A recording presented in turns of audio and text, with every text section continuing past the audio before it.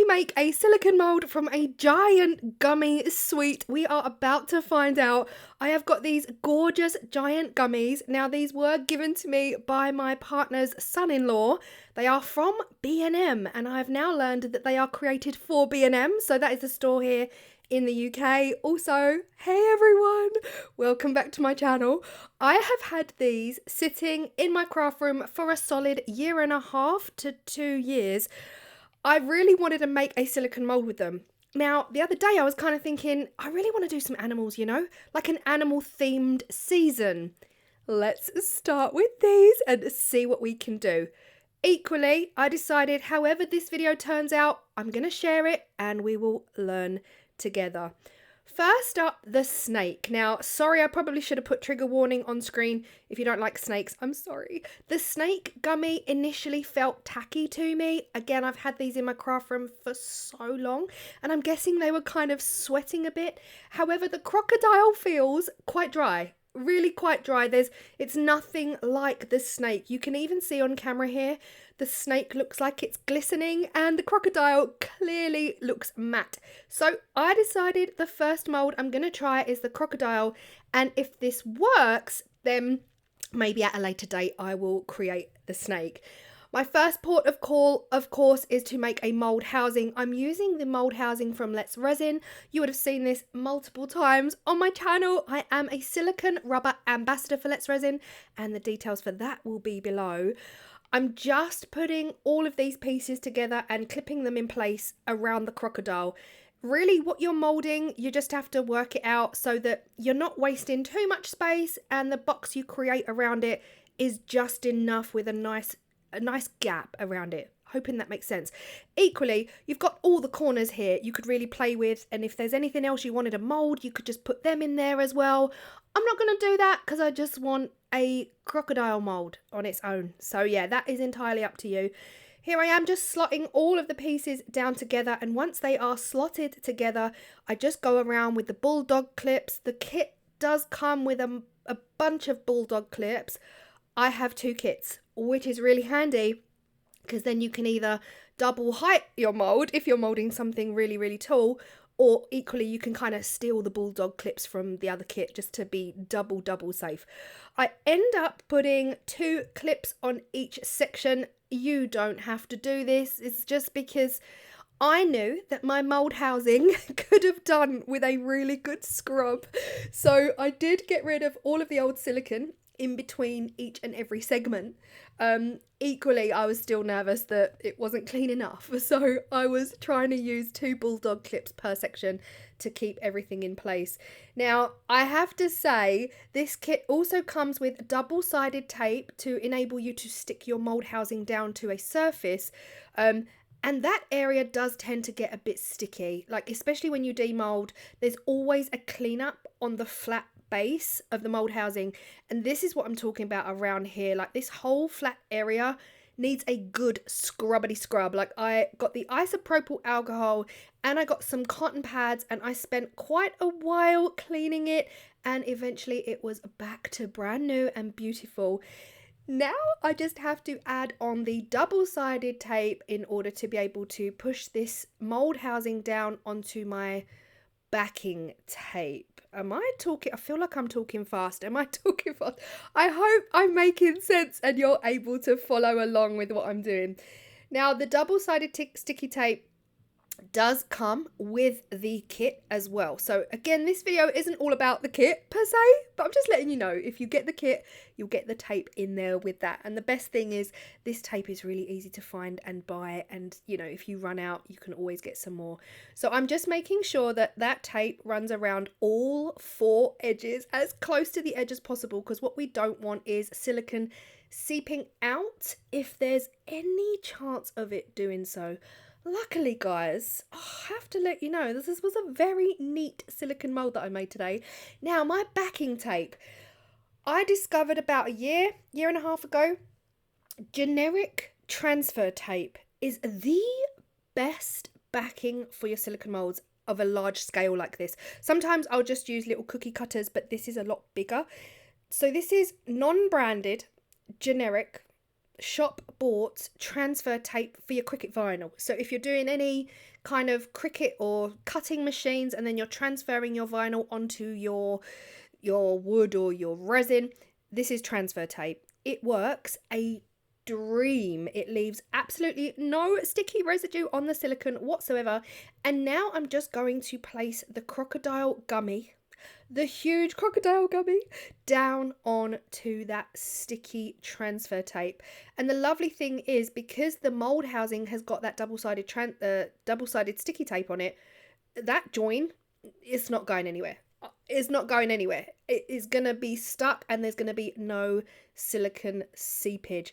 I did end up putting just a small amount of that double-sided tape onto the crocodile because I was worried. The crocodile had a textured underbelly. The crocodile had a textured underbelly, so I was a bit worried about the flatness. So I was definitely anticipating some silicone seepage.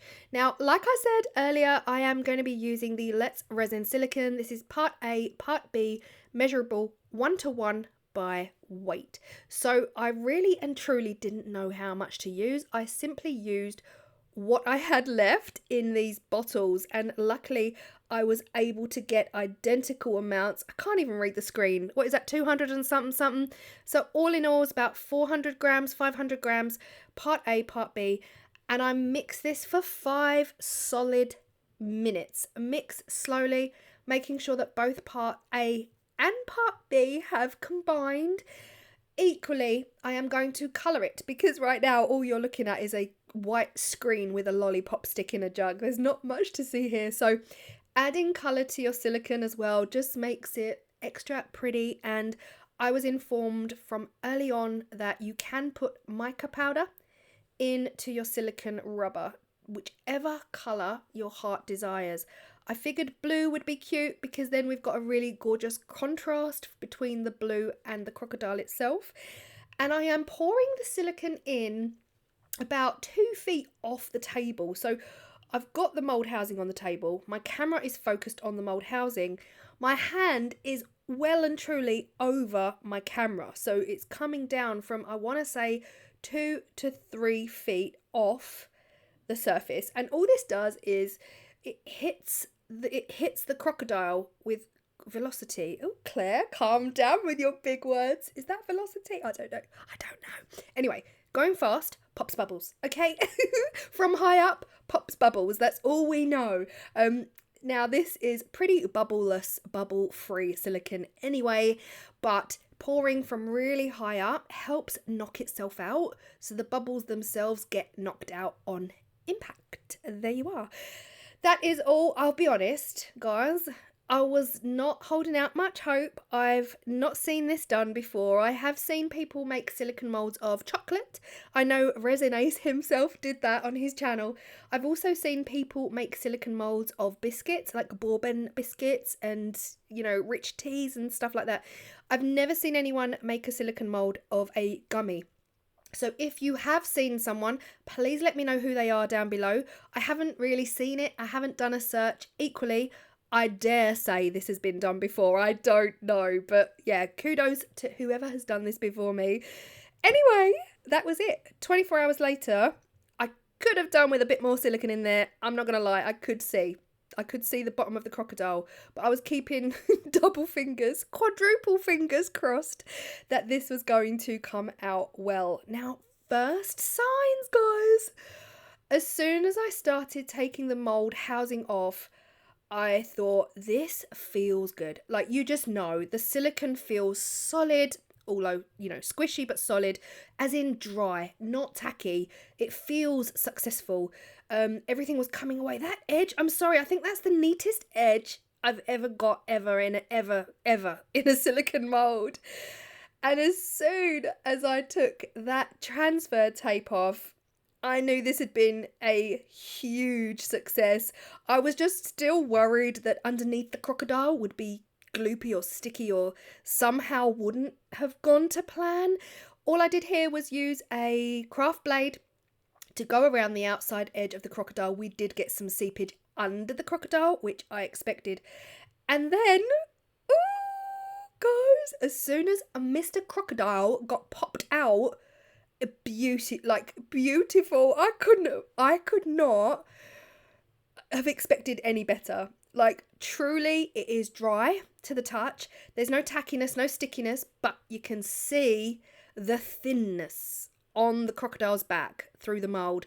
No biggie, it still works okay, and it will work okay, but maybe an extra 1/2 centimetre would have been nice on there just to give it a bit more depth. So I learned from Wendy over at Toonfish Crafts that when you make a silicone mould, you should leave it to fully do its thing for 24 hours before you use it.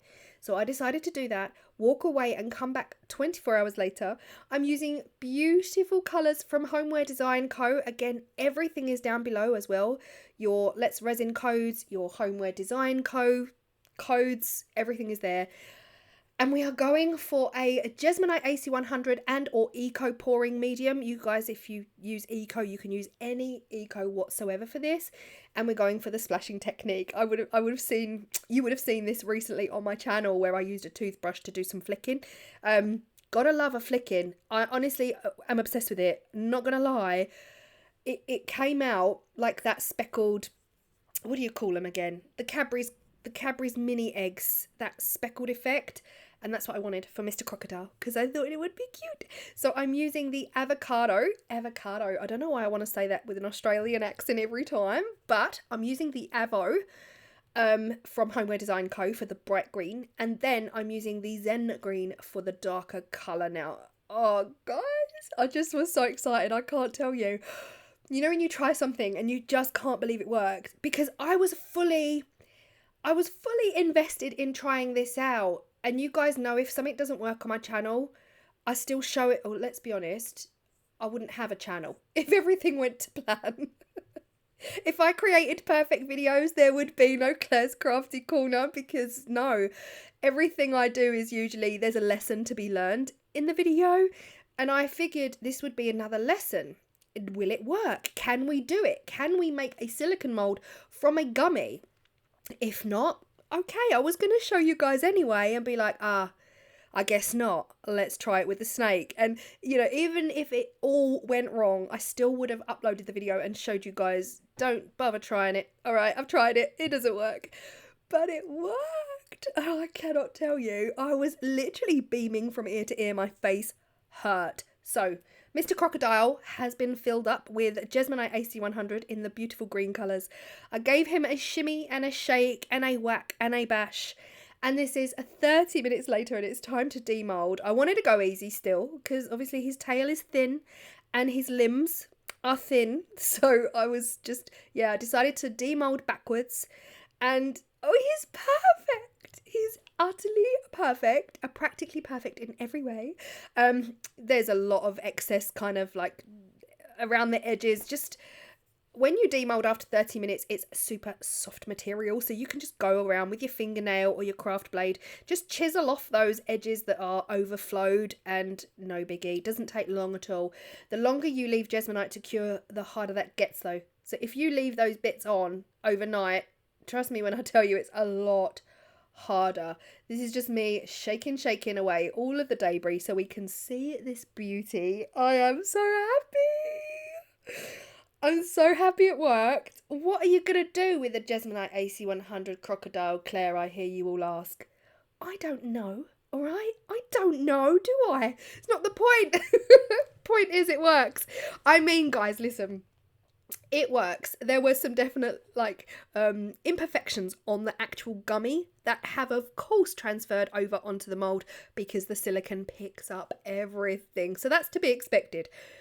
But what would I do with it? I think, to be honest, I'm going to allow it to cure for a few days and then I'm going to seal it and it can live in the garden. I think it would be a really cute decorative garden piece.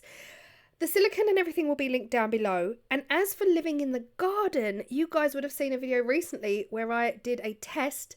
I left a Jesmonite AC100 plate in the garden for 2 years. It was meant to be 1 year, but it was 2 years. It was left in the garden through rain, snow, wind, extreme heat of 40 degrees, and it was fine. It was a bit blemished, but sanded it back, resealed it, and it is now back in the garden for another 2 years. So, do I mould the snake? Let me know what you think in the comment section down below. The snake does just look a bit icky to me. Like, again, I won't ever be eating these. Oh, fun fact, I can't eat gummies. I can't eat any kind of like gelatin sweets. They really upset me. They just don't agree with me at all, and I'm so sad about it because cola bottles are life. Let me know in the comment section down below what you think. Ooh, let me know if you've ever been to B&M and you've got any of these giant gummies, and let me know if you've got giant gummies wherever you are in the world, because I've already been on Amazon and I'm like, oh my gosh, giant gummies are a thing, and I could make so many molds. There might of course be a copyright element to this, so I am definitely not suggesting that you make molds from your giant gummies and sell them, because there's probably some copyright thing that you shouldn't be doing that. But for fun and entertainment, I'm not planning on selling this silicone mold, so it's all good in the hood. But let me know your thoughts. I hope you feel inspired. I mean, guys, to be fair, this would work. This would work with even miniature gummies, like, you know, Haribo's. I shouldn't say Haribo's out loud because that might be a copyright strike. But this would work with your little gummies, like your little cola bottles or your little rings, you know, your little wedding rings, anything like that. This could work with as well, and they could become like little necklaces or earrings using, oh my gosh, using resin dyes to make them almost transparent like the original gummy. Stop it. Okay, I'm getting too excited. I hope you feel inspired. Thank you so much if you are still here, and thank you if you've been in the live chat with me this whole time. I appreciate you too. And I will see you all in the next video, which is on Saturday, which, if you are still here, guys, it is another amazing breakthrough. The frosting glass spray. Do you guys remember a few weeks back I did a frosted glass spray video, and I kind of bottled out and I used gold and it gave us Julius Caesar vibes? Well, I have spent the last week and a half doing layer after layer after layer of frosted glass spray, and anyway, that's on Saturday. So 2 breakthrough videos in a week. Can't even cope. Who am I? I will see you all then. Bye.